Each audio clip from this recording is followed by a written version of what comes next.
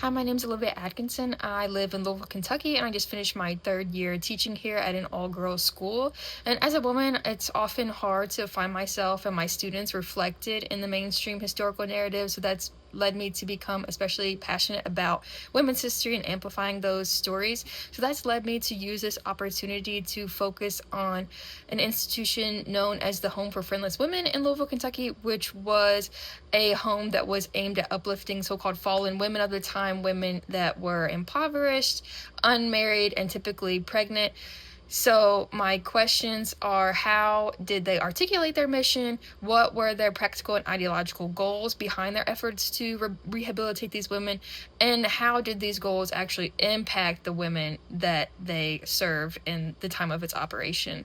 So my argument is that while this Home for Friendless Women and other institutions like it around the country and around the world aim to uplift women through vocational and moral instruction and rehabilitation, it ultimately served to restrict the women by reinforcing harmful 19th century gender roles that limited their autonomy and enforced control rather than actually allowing them to rehabilitate their lives.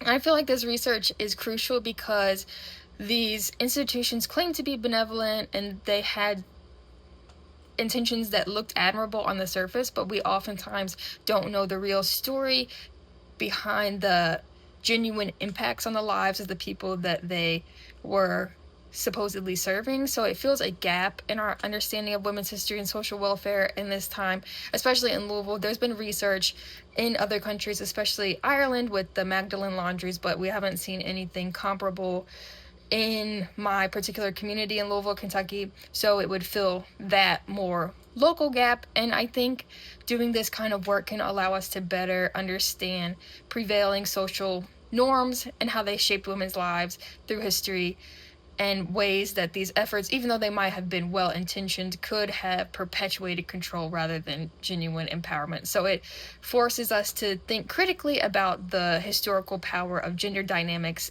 and their legacies in our society today.